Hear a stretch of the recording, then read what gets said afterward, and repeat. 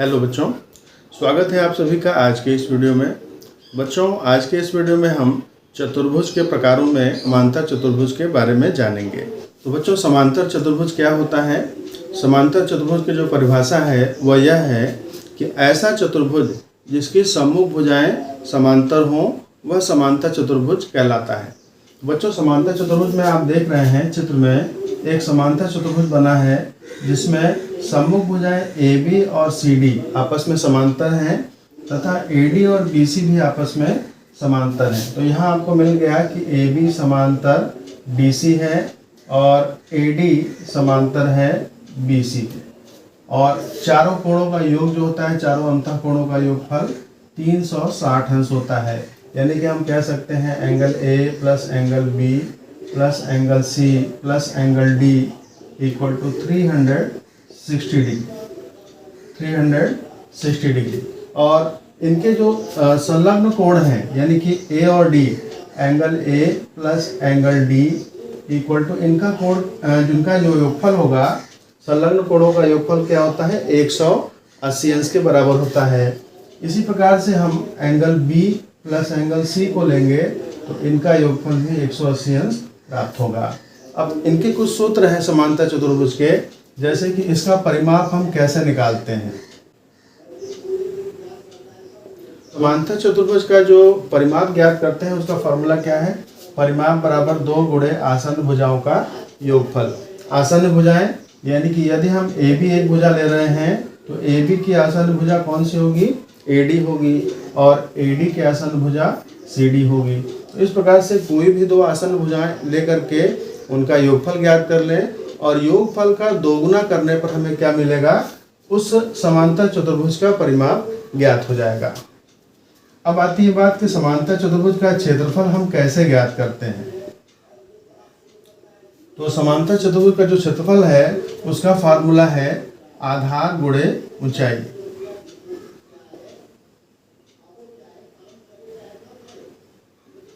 बच्चों, यहाँ आधार किसको लेना है और ऊंचाई किसको लेना है ये बात आप समझ लें।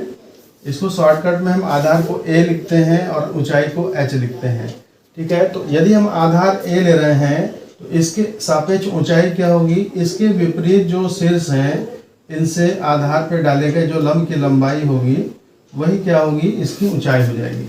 यानी यहाँ एक बिंदु हम मान लीजिए E ले रहे हैं तो CE जो है H ऊंचाई हो जाएगी, और ये क्या हो जाएगा? आधार A हो जाएगा, ठीक है।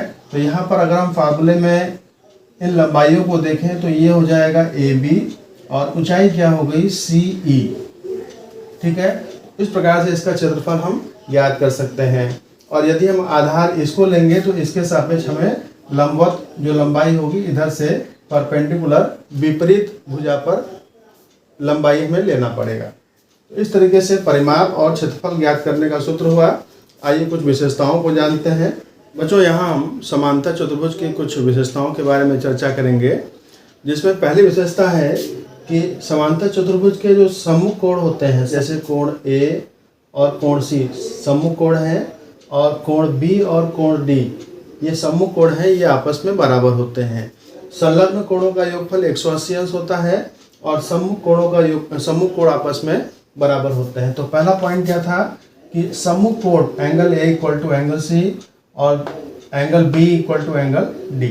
संलग्न कोण A प्लस कोण B बराबर होंगे किसके? कोण C प्लस D इनके, और कोण B प्लस C इनके, कोण D प्लस A, कोण D प्लस A, और ये सभी किसके बराबर होंगे? 180 अंश के। यानी कि समांतर चतुर्भुज के संलग्न कोणों का योगफल 180 अंश होता है।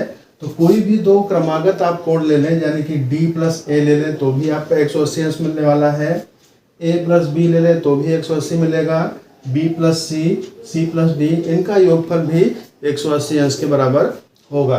थर्ड पॉइंट है D1 is not equal to D2, यानी समांतर चतुर्भुज के विकर्ण बराबर नहीं होते हैं।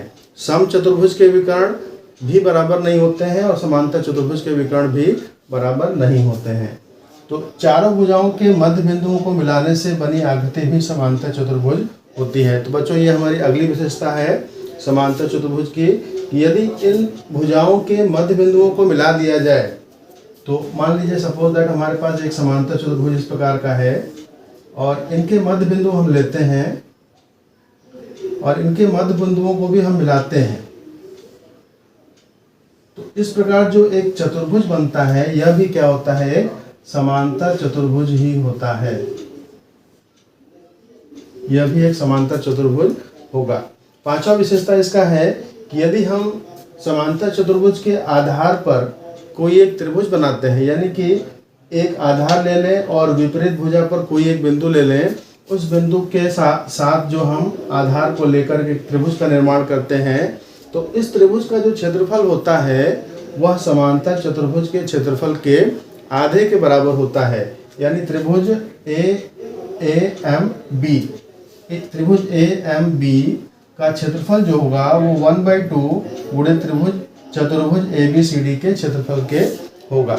यानी कि इस चतुर्भुज का क्षेत्रफल इस त्रिभुज के क्षेत्रफल का 2 गुना होगा। तो बच्चों ये रही विशेषताएं और परिभाषा और कुछ सूत्र।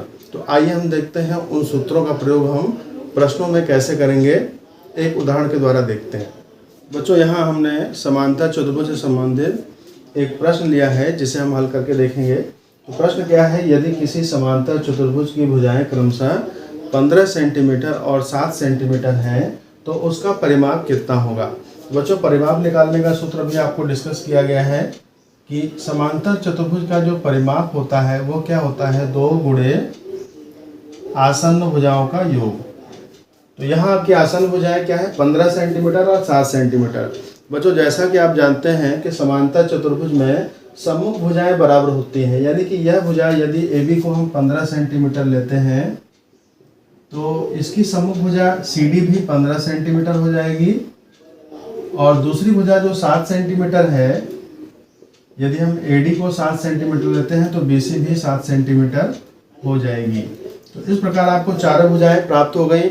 या तो आप चारों भुजाओं को एक साथ जोड़ दें या फार्मूले की सहायता से करेंगे तो 2 इंटू आसन्न भुजाओं का योगफल 15 सेंटीमीटर और प्लस क्या करना होगा आपको 7 सेंटीमीटर इसमें जोड़ना पड़ेगा।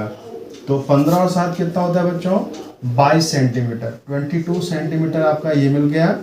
और जब इसमें 2 से गुणा कर देंगे तो 22 दूना 44 सेंटीमीटर। तो 44 सेंटीमीटर क्या हो जाएगा, इस समांतर चतुर्भुज का परिमाप हो जाएगा।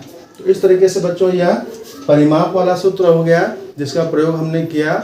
यदि प्रश्न में समांतर चतुर्भुज का क्षेत्रफल पूछा जाएगा तो यहाँ से इसकी लंबवत दूरी जो है दी जाएगी, यानी आधार की लंबाई और ऊंचाई भी दी जाएगी, जिनका गुणा करके आप आसानी से उसका क्षेत्रफल ज्ञात कर लेंगे। तो बच्चों आशा है कि समांतर चतुर्भुज आपको आसानी से समझ में आए होंगे। तो इन वीडियोज़ को आप देखते रहें। धन्यवाद।